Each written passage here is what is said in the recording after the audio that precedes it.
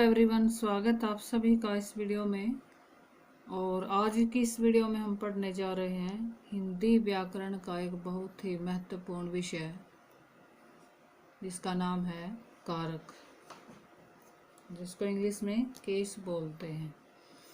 तो इसकी परिभाषा देख लेते हैं। सबसे पहले परिभाषा क्या होती है कारक की, कि संज्ञा या सर्वनाम के जिस रूप से उसके संबंध का वाक्य के दूसरे शब्दों से पता चले। जब भी हम कोई वाक्य लिखते हैं तो वो वैसे ही नहीं लिखा जाता, बल्कि एक शब्द का दूसरे के साथ जरूर कुछ ना कुछ संबंध होता है। जब वो अर्थपूर्ण वाक्य अर्थपूर्ण शब्दों के साथ लिखा जाता है तभी पूरा वाक्य कहलाता है।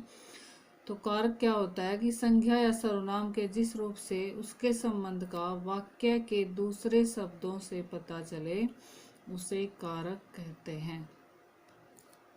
अब जब हम कारक पढ़ेंगे तो इसमें विभक्ति आती है, और विभक्ति क्या होती है ये जान लेना भी बहुत जरूरी है। इसलिए सबसे पहले मैं बताऊंगी आपको कि विभक्ति क्या होती है। कारकों का रूप प्रकट करने के लिए उनके साथ जो शब्द चिन्ह लगे रहते हैं उन्हें विभक्ति कहते हैं। कारक का रूप प्रकट करने के लिए कि कारक किस तरह का है, उनके साथ कुछ शब्द चिन्ह लगाए जाते हैं जिन्हें क्या कहा जाता है, विभक्ति कहा जाता है, और वो कारक चिन्ह भी कहलाते हैं। तो हिंदी में 8 प्रकार के कारक होते हैं। सबसे पहला है कर्ता कारक, दूसरा है कर्म कारक, करण कारक, फिर है संप्रदान कारक, उसके बाद है अपादान कारक, फिर संबंध कारक, फिर अधिकरण कारक और फिर संबोधन कारक। यानी इस तरह से हिंदी में 8 कारक होते हैं। अब मैं बताऊंगी आपको साथ साथ कि कर्ता कारक क्या होता है, उसका चिन्ह कौन सा होता है, उदाहरण के साथ हम समझते चलेंगे। तो सबसे पहले हम देखेंगे कर्ता कारक। कर्ता कारक क्या होता है। कर्ता अर्थात क्रिया को करने वाला, यानी जो काम करता है वाक्य में, जो सब्जेक्ट होता है, काम को करने वाला होता है, क्रिया को करने वाला होता है, वो क्या होता है, कर्ता कारक कहलाता है। और इसका चिन्ह क्या होता है, ने, कर्ता ने। तो सबसे पहले इसका एग्जाम्पल देख लेते हैं। राम ने पत्र लिखा, राम ने सांप मारा, इस तरह के एग्जाम्पल इसके अंतर्गत आते हैं। दूसरा देखेंगे हम कर्म कारक। कर्म कारक क्या होता है, जिस पर क्रिया का प्रभाव या फल पड़े, यानी वह शब्द जिस पर क्रिया का प्रभाव या फल पड़े उसको क्या कहते हैं, कर्म कारक कहते हैं। और इसकी विभक्ति है, इसका चिन्ह है को। जैसे इन वस्तुओं को उठाओ, इन वस्तुओं को उठाओ। अब तीसरा है करण कारक, जिस साधन से क्रिया संपन्न हो। कर्ता हो गया क्रिया को करने वाला, कर्म हो गया जिस पर क्रिया का प्रभाव पड़े, और करण क्या है, साधन के रूप में लिया जाता है कि जिस साधन से क्रिया की जाए या जिस साधन से क्रिया संपन्न की जाए। जैसे इसके चिन्ह है से और के द्वारा। एग्जाम्पल है इसका, राम ने पेंसिल से अपना नाम लिखा। राम ने पेंसिल से, यानी राम ने क्या हो गया, कर्ता, और पेंसिल से किससे लिखा, पेंसिल से। सो पेंसिल क्या हो गई, साधन हो गया, और इसलिए किसका एग्जाम्पल है, करण कारक का। से विभक्ति लगी हुई है इसके साथ में।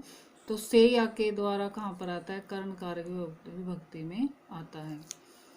इसके बाद है संप्रदान कारक। संप्रदान होता है जिसके लिए क्रिया की जाए, जो कारण हो उस काम को करने का, जिसके लिए किया जाए, और इसकी विभक्ति है के लिए।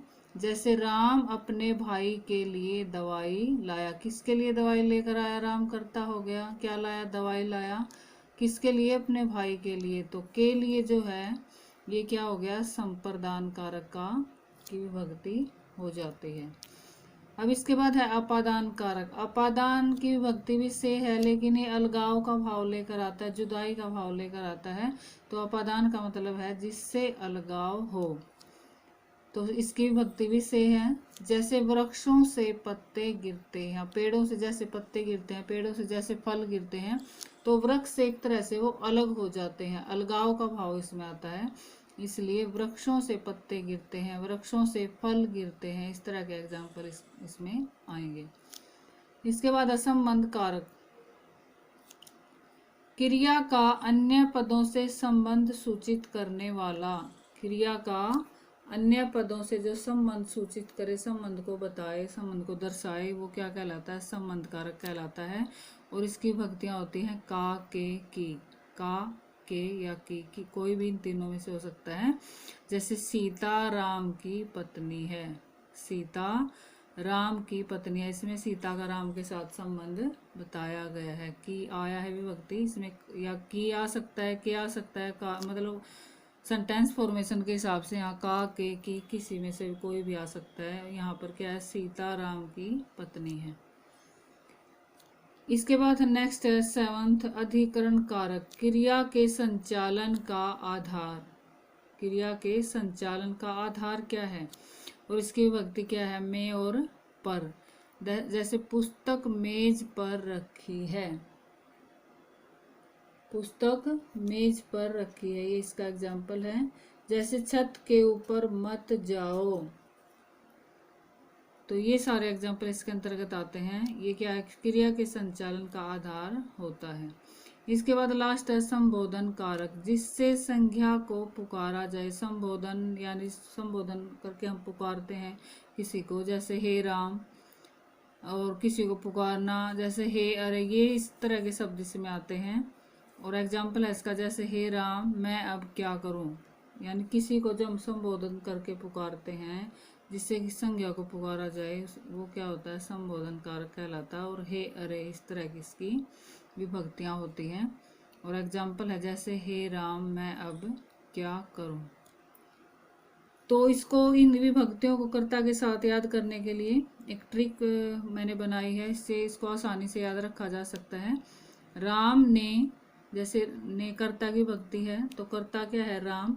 राम ने रावण को बाण से सीता के लिए उसे राम से अलग करने का अपराध करने पर युद्ध भूमि में मार डाला। ये सेंटेंस जो है इसमें सभी कारक की विभक्ति आ जाती हैं।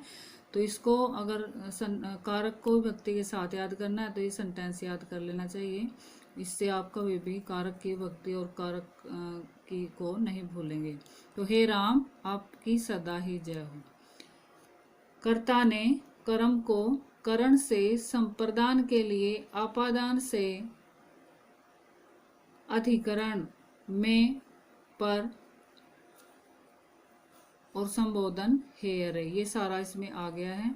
तो इसको सेंटेंस से अच्छी तरह से याद किया जा सकता है। इसको नोट्स के रूप में बनाइए और हमेशा के लिए